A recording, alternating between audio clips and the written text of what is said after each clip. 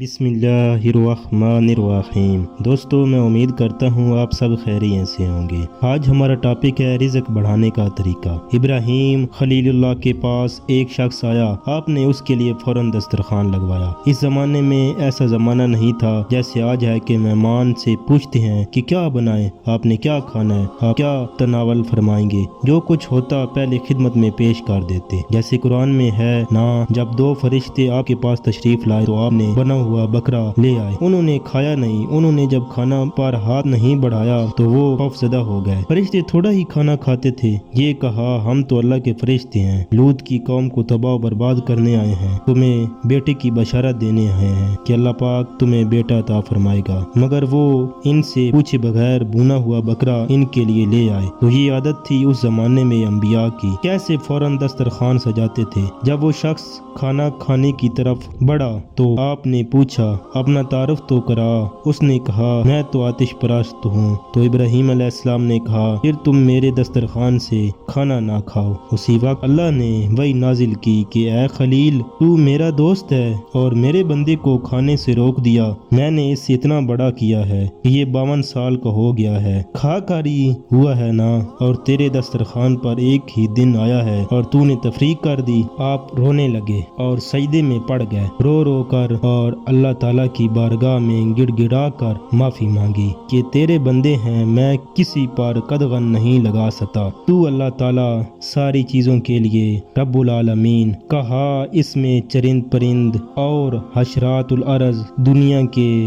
हर कायनात के हर चीज आती है। तो ये अफादियत के लिए बुनियादी असूल है कि जब आप दूसरे बंदे से डील करेंगे और अल्लाह की मखलूक समझेंगे, और जब आप अल्लाह को अपना खालिक जानते हैं, अपना इलाही जानते हैं, अपना महबूब मानते हैं, तो आपके लिए इसका एहतराम वाजिब आ गया। आप उसकी नाकदरी नहीं कर सकते। अब मखलूक में तमाम चीजें आती हैं, दरो दीवार भी आते हैं, दरख्त भी आते हैं, पौधे भी आते हैं, परिंदे भी आते हैं, चरिंदे भी आते हैं, दरिंदे भी आते हैं, समुंदर की चीजें भी इसी में आती हैं, सैराब की चीजें भी इसी में आती हैं, पहाड़ों की चीजें भी आती हैं, आसमान चीजें भी इसी में आती हैं। सबका एहतराम हो गया है। आपने सब के लिए सोचना है। जिस अल्लाह ने मुझे बनाया है उसी ने छिपली को बनाया है। अब इसी हवाले से जैसे अल्लाह ने शहद की मक्खी के मुंह में मिठास दी है, इसी अल्लाह ने सांप के मुंह में जहर दी है।